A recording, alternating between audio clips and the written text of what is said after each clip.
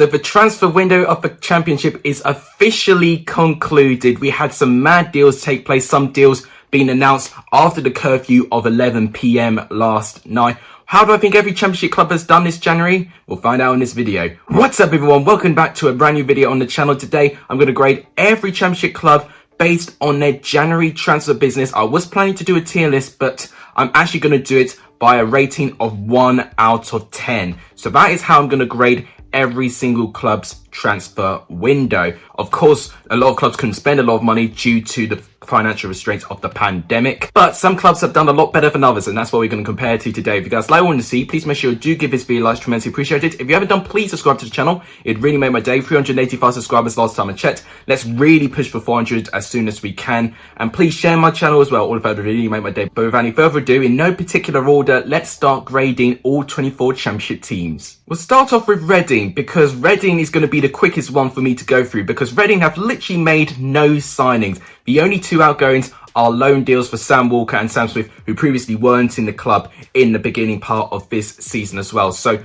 not really much change, and they didn't really need to change much really. You know, their squad is in fantastic shape really. Yes, they could potentially do more, but that's probably because they need to just save up a bit of money. As a ranking, I might give them a score right down the middle, 5 out of 10, you know, because their squad's in great shape, but maybe you could see Reading do a little bit more and really strengthen their chances of being in the top 6. We now go to the leaders, Norwich City. Now, Norwich have made a couple of signings. One permanent signing, which is Orion Nyland. You may recognise him. He was Aston Villa's goalkeeper. He had a huge part to play in the 2018-19 season, who had to fill in as a goalkeeper and made some fantastic saves to help Aston Villa get promoted to the Premier League. They managed to get Dimitris Giannoulis on loan as well, who plays left back position, can be a fantastic backup in that position. Norwich have done pretty well to keep most of their squad. Having said that, for the lack of activity, I'm not quite going to push Norwich a 7, but definitely better than Reading's transfer window. I'm going to give them a 6 out of 10, just narrowly a little bit better than Reading's window in my honest opinion. We now go to Birmingham, which made one of the latest transfer signings in this transfer window, which was getting Jan Valery on loan from Southampton. Honestly, I actually think a fantastic talent actually. He's not played too many games this season, but there were glimpses, especially last season, that Jan Valery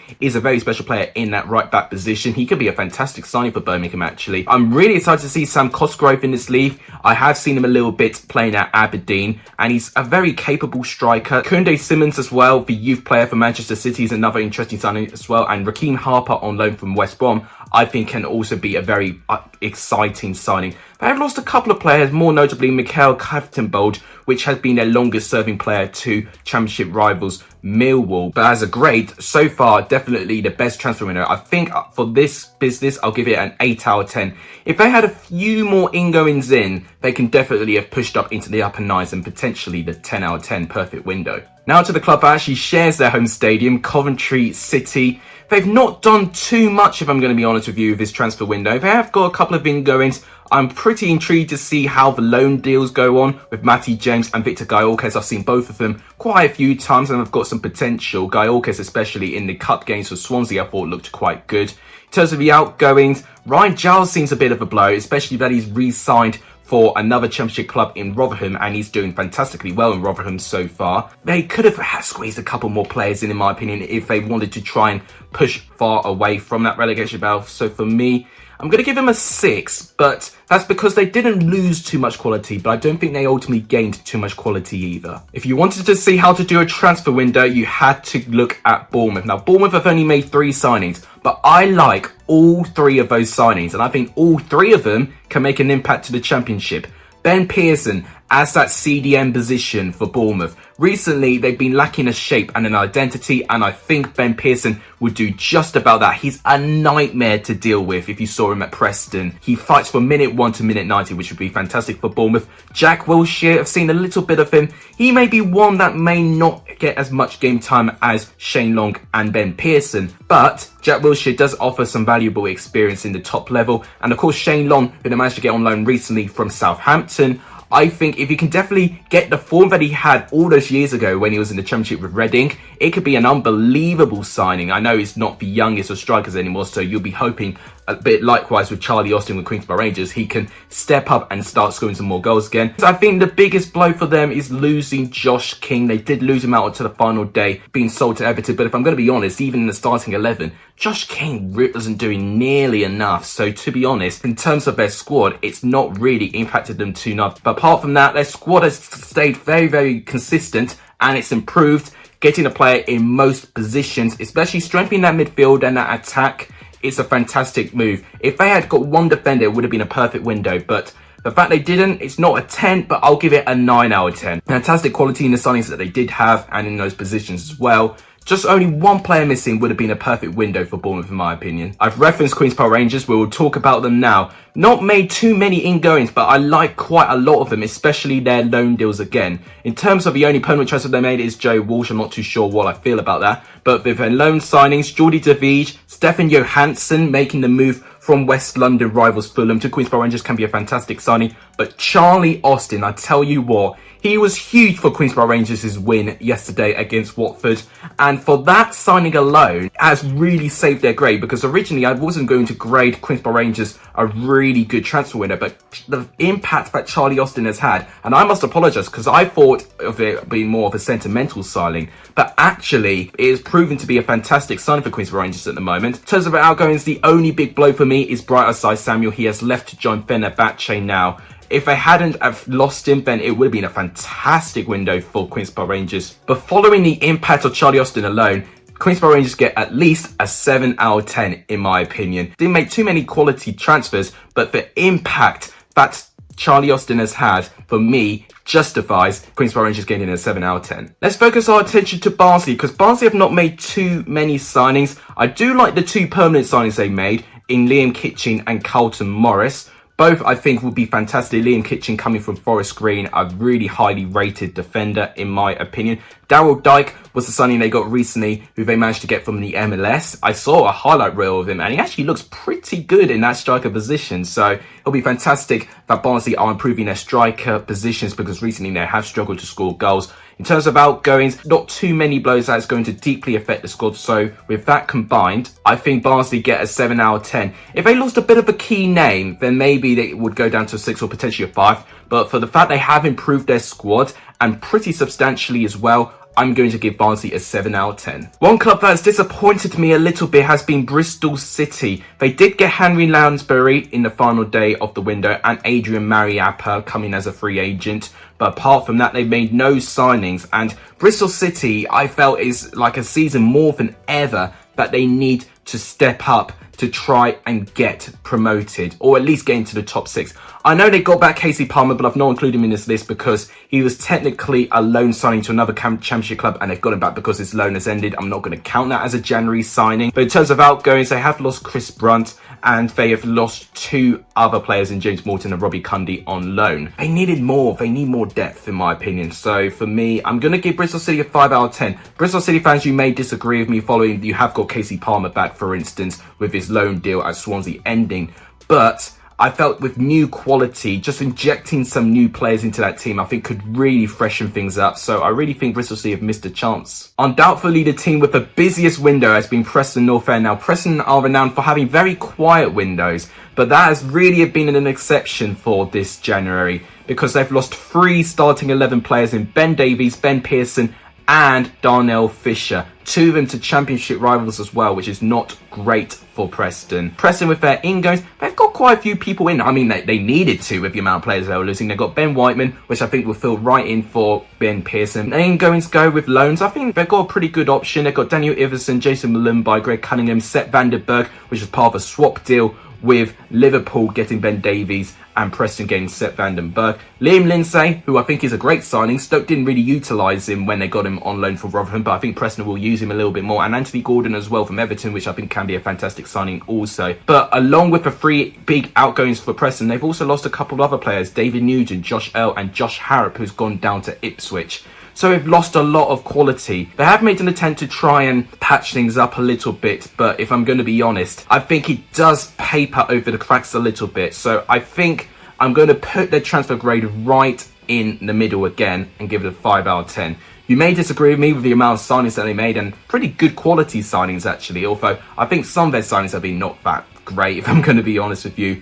Also with the big amount of quality that they lost in their starting 11. We now go to Luton Town, another club I'm a little bit disappointed with their transfer window actually. I wanted a little bit more. They got Callum Smith, which came from Wigan, one of the last couple of players from Wigan that was in the squad when Wigan were in their last championship season. We managed to get Elijah Adebayo, which I think could be a great signing. Jack Chambers and Gabriel Osho, signings that I'm not too convinced with. And Tommins as well, yes, I mean, big name, of course, but is Tommins really going to bag 10 goals for Luton Town? I don't see it happening. I just don't see a striker that is going to adapt even in the League One level, unfortunately. In terms of outgoings as well, losing Reece Norrington-Davies is a bit of a blow, especially now that Stoke City have now managed to get him. And Elliot Lee as well, going down to Oxford. Ingoings have been a little bit underwhelming in my opinion. And with that case, I think once again, I'm going to put Luton down the middle with a 5 out of 10. They've made intent, but I don't think they've made a big splash in terms of really improving their squad, because I think they're pretty content with where they are, which is a mid-table position, which is fantastic for Luton. Now to potentially the most informed side in the Championship right now, Brentford. They've not made too many signings in this window, but they didn't really need to in my opinion. I think their squad already is in fantastic shape. I managed to get Simon Ghoddos. I managed to extend his contract. He was potentially on loan and he was going to move back in January, but they managed to extend it, which is fantastic news for Brentford, because I thought he was fantastic since coming in from Amiens in Liga. Winston Reid with a loan deal, potentially a good signing. Is a bit on the old side, but he can provide some experience. In terms of their outgoings, they have managed to get rid of Said Ben-Rama for good now. They were going to have him back, but West Ham had made sure that they signed him permanently, which was to be expected. Other players as well, not too many big names. Halo Desvelogu, you don't see a lot of them. So in my opinion, I think Brentford have done quite well in this window actually. You can't fault their intent, you know, they're happy with their squad. So for that, I'm going to give it a 7 out of 10. I don't think Brentford could have done a lot more, to be honest with you, in terms of improving their squad. We now go to Watford's squad. They've got a handful of players they got in, but I don't know if I like them or not. There's only one signing I actually really like on there, and it's Mauricio Pochettino. Now, don't get confused with the manager. It is his son, Mauricio Pochettino, in the Spurs squad. He has managed to complete a move to the Championship. I'm really intrigued to see how he gets on. But they've got Zinkernagel from an entirely different league. Dan Gosling, yes, maybe okay, but does he fit in? I don't know if he does. And Rob Elliott, not the youngest of goalkeepers anymore. In terms of their outgoings, they've lost Kapue, a big part of their squad. Deafeu, which was to be expected, he hardly played. Glenn Murray, of course, he hardly played either, which was to be expected. James Garner, which is a real shame for them, and for the fact that Nottingham Forest managed to get him as well, is even a bigger blow, in my opinion. And losing Keena as well on loan, for me, I don't think Watford have done particularly well at all, in my opinion, so it's sad for me to say, but I'm going to give Watford a 4 out of 10 in their transfer window. They definitely needed a lot more players. We now go to Blackburn Rovers. Once again, a pretty quiet club in terms of January. They've got Harry Pickering in. Now, they can't have him yet because he's back on loan at Crewe Alexandra, but he will be a Blackburn player next season, which is exciting because I'm really excited to see how he fills in that fullback position. But they've got a couple of loan deals as well. Jared Brunthwaite, who has started in Blackburn's squad quite recently, and Tyler Howard-Bellis in the youth squad of Manchester City. I've seen a little bit of him and he does have something about him which I'm excited to see how he links in this Blackburn squad. The names in their outgoings don't really stand out to me that they're going to ultimately deplete that squad completely. I think Blackburn have done quite well, maybe could have done a bit more in terms of the ingoings, but I'll say a 6 out of 10. If they had a lot more ingoings, it would have bumped their grade a little bit higher, especially with Blackburn trying to push for those top 6 places, which is not guaranteed right now. A little bit more attempt, then definitely Blackburn would have had a very reasonable window. Let's go to Rotherham now. Now, Rotherham are fighting a relegation battle. Now, they have not made too many signings, which is a little bit on the disappointing side on my part. But I do like the 2 loan deals they've got. Ryan Giles from Coventry. I've already seen enough of him for me to think that he's going to be a fantastic signing in that Rotherham squad. And Lewis Wing. Now, Lewis Wing had a lot to compete with in his position this season. If you knew about him, he is the guy that if you shoot from distance, 9 times out of 10, it will be a goal. Or 9 times out of 10, or pretty much 10 out of 10, you'll be troubling the goalkeeper. Rotherham need that sort of impetus, this creative spark, and maybe Lewis Wing could be that. In terms of the outgoings, not too many notable names. Overall, in my opinion, pretty good. They can't have done much more. I'm going to say 7 out of 10 actually. I really like those loan signings, which is why I bumped their transfer grade to a 7. Next up is Cardiff City. Once again, little bit quiet. I mean, I'm going to repeat myself, but because it's a January window, you don't see many deals take place, especially with the COVID-19 pandemic as well. Financial constraints are going to be very, very tough. They did manage to get 3 permanent transfers in Max Waters and Perry NG, 2 lower league players, which both have got fantastic qualities about them. And I really like the signing they made on deadline day, which was Jonathan Williams, the attacking midfielder from Charlton. I've seen him in the Welsh squad. I've seen him in Charlton last year. He is brilliant, and I'm really excited to see him back in the Championship. He was one of Charlton's most creative players when they were in the Championship themselves last year. In terms of outgoings, I guess Greg Cunningham and Robert Glatzel would be the 2 players that Cardiff missed the most. I think Cardiff done pretty well in my opinion. I'm going to say a 7 out of 10 once again. Pretty good. Just a couple more players would have even pushed their grade a little bit more, but I do like what they're going for. We go to Sheffield Wednesday now. Now, I'm a bit disappointed, and that's an understatement, because they've only made 2 signings, Sam Hutchinson and Andre Green. Andre Green is not going to be match fit. He's not played enough football. Sam Hutchinson, yes, a great sentimental signing, but is he going to turn their squad around? I don't think they are. And outgoings go, I mean, it was expected. They're going to lose Izzy Brown and Aidan Flint with their loan deals ending. For me, they've not done enough now. It could have been due to the pandemic, and it is a little bit harsh to really critique and grade all 24 of those teams, but I'm only grading them for how much they've improved in their squad and the intent they showed to achieve what they are set to achieve. And for Sheffield Wednesday's sake, is staying in the Championship, which is really key. And for me, they've not done enough. So for me, if they do survive in the Championship, it won't be down to their signings. I'm a bit disappointed, I won't lie to you. So I'm actually going to grade Sheffield Wednesday with the lowest grade so far, 3 out of 10. They needed a lot more signings, in my opinion, if they wanted to guarantee their Championship survival. Not so good for us. I've had a quieter window compared to some other windows, but 2 signings I did expect Chris Hughton to make, he has made. The big one being Glenn Murray. Like, I was surprised that Chris Hughton didn't manage to get Glenn Murray sooner, but he had to wait till January, and he's got him. I think with Nottingham Forest, he will get more game time despite his age. Filip Kravinovic, a fantastic signing. If he can show the similar qualities he'd shown with West Brom last year, I think this could help Nottingham Forest. And James Garner as well. Once again, a player that I felt needed a little bit more minutes in terms of Watford. But is it a bit pointless for the amount of competition they got in that midfield position potentially? We'll have to wait and see what Chris Hughton does. Outgoings go, as you can see a couple of the signings they got in the summer sent out on loan, including Nicholas Ianu. Their squad is pretty strong. He's not changed it too much, and I like all 3 of those players. So a pretty respectable window overall, actually. So for that reason, I'll give Nottingham Forest a 7 again. I'm giving a load of teams a 7. A 7 is a pretty good window, but something a little bit missing. And for me, I think Nottingham Forest needed 1 potential defender. And I know Glenn Murray's a good player, but I don't know if he's going to be the source of Nottingham Forest's lack of goals, unfortunately. Next up is Stoke City. Now, I like a handful of their signings, actually. Alfie Doherty from Charlton, I think, is fantastic. They managed to get Reece Norrington-Davies. They got Rabel Matondu from Schalke. I think he can be a fantastic signing as well. And I am loving the signing of Jack Clark. He's been the most impressive transfer I've seen from Stoke so far. He was the one that drew the penalty in the last game against Huddersfield Town. In terms of their outgoings, they got rid of a couple of players. They got rid of 2 goalkeepers. Other players they got rid of as well include Lee Gregory, Tommins, Liam Lindsay, Kevin Vimmer. Pretty good players. Sent them out on loan. So in terms of the squad, I think it's pretty much the same. I don't think there's too much change, and they have definitely trimmed the squad, which I think was a requirement. I'm going to give Stoke an 8 out of 10. For me, if they got a striker in, then I definitely would say that Stoke are probably having one of the better windows in the whole Championship. Speaking of Huddersfield Town, they're the next team that we need to talk about. Now, they've made quite a few ingoings, actually, which surprises me when I actually list them all. Danny Grant, Rolando Aarons, Jason Lutweiler, which they made on the final day, the Canadian goalkeeper from Fleetwood Town. Outgoings as well, not too devastating. Diakabi just wasn't playing enough. And Ben Hamer, who has managed to leave for Swansea, which is a little bit of a surprise. Overall, I think Huddersfield have done okay. They've definitely got players in most positions, but in terms of quality that strikes out, only 2 or 3 of them do it. Even more quality, especially in that striker position, I think definitely could have really bolstered up their grade.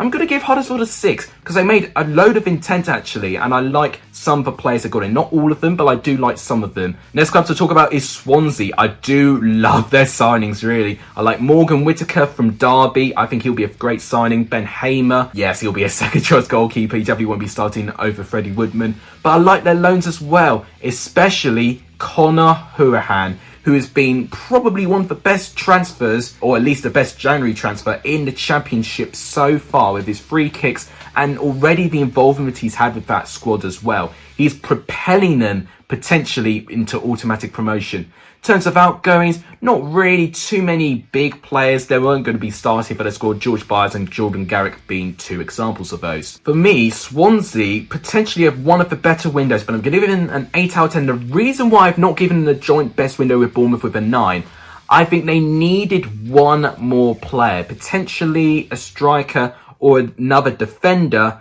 to improve the depth and quality. But their squad is pretty close in terms of outperforming everyone in the Championship. So they didn't need to do too much. One for very few January transfer windows that could affect a Championship season. And it's exactly what's going on with Swansea right now. And speaking with Derby with Morgan Whittaker, that's the next side we go on. Now, in terms of the Yanes goings go, they've not spent a single penny. I mean, most Championship clubs have not spent a single penny. But they managed to get 4 loan deals in. I really like Patrick Roberts. I think he can definitely provide something to this Derby squad. I also like Ted Mlengi as well. I've seen a little bit of him. He could definitely fit into that Derby squad. Lee Gregory as well. I think he needs minutes. Definitely not the youngest striker as well. But, as I said, an abundance of Championship experience, which will definitely help this Derby squad. And George Edmondson as well. Obviously, they managed to get him from another Championship club. Also, outgoings. Pretty much the only one I say would affect them is Morgan Whittaker, but the rest of them, not that bad. So I guess Derby have done pretty well, actually. They've improved their squad very, very slightly, and they haven't lost too much. I'm going to give them a 7 out of 10 if that's the case. Next up is Millwall. Now, Millwall's position in the Championship is not great, and I felt they needed to do more than this. They got Keefton Bell from Birmingham, potentially, great signing, but is he going to change their season? I don't think so. George Evans, I don't know about that. And their outgoings, they of course lost Troy Parrott. Tottenham recalled him, but he's now on loan at Ipswich. It just wasn't going to be Troy Parrott's season, unfortunately. Their squad has pretty much stayed the same, which is really the most disappointing part of it. I don't think Keefton Bell is going to change much of it, if I'm going to be honest with you. So for that reason, for the fact they didn't really change it, I'm going to say Millwall will have a 3 out of 10. They needed to do more. If Millwall did a lot more, even getting a couple of loan deals that didn't have a load of fees, then I would say, okay, Millwall've done okay, but they've not even bothered with that. So unfortunately for me, 3 out of 10 for Millwall. I'm really disappointed. To another side that's really disappointed me is Wycombe Wanderers, I'm afraid. I'm not a big fan of the players they brought in. I like Orfabor. He was in Wycombe's squad last season when they got promoted into the Championship. I was surprised that he didn't manage to get him for the beginning part of the season, so it's fantastic that Bournemouth have let him out go on loan again. I'm not too keen on the players that got in. McCleary, James Clark, Oberton. Are they going to save Wycombe? I don't think they are going to, honestly. Outgoings, they've not lost too much quality, but for me, that also strikes another 3 out of 10. I'm really disappointed. And saving potentially the best window to last is Middlesbrough, but definitely much better from what we've seen. Jordan Archer, yeah, I don't think he will start, but a good backup goalkeeper. Darnell Fisher, he was in that squad when Middlesbrough drew 0-0 with Norwich, and I'm already liking the way that Neil Warnock's utilising him. He could be a huge difference. They got Mendes Lang back, obviously, when he had his contract terminated with Cardiff. And I like the loan signing of Balassi. Yes, he's not played too much at Crystal Palace. Neil Warnock needs to trust him, basically, and give him minutes. But I'm loving the signing of Leeskins Kambano. He, almost by himself, got Fulham to their playoff final. He was potentially Fulham's best player in the last part of Fulham's season. If he can have that same impact with this Middlesbrough squad, for me, a guaranteed top 6 place. He is quality, and I highly rate Leeskins Kambano. Now, in terms of their outgoings, they've lost a couple. They've lost Patrick Roberts, and other players include Dovanovic. Lewis Wing could be a bit of a blow, but apart from that, Middlesbrough squads pretty much stay the same, and they've improved it, which has been a huge factor of why some clubs have not been getting so much high grade. They've not improved it, but Middlesbrough have had. So for me, I'm giving them a 9 out of 10. The joint best transfer window, in my opinion, alongside Bournemouth. But that wraps it up. That's me grading all 24 Championship teams' transfer windows. Do you agree with me? Let me know in the comments down below. Have I been too generous with some? Have I been too harsh with some? Let me know with all of that in the comments down below. But that wraps it up. If you guys enjoyed what you saw, please make sure you do give this video a like. Tremendously appreciate it. If you haven't done, please subscribe to the channel. It would really, really make my day. And as always, please share my channel to as many people as you can. Also, it would really make my day. But thank you guys so much for watching. You guys are legendary if you saw the end of this video. And as always, take care, everyone.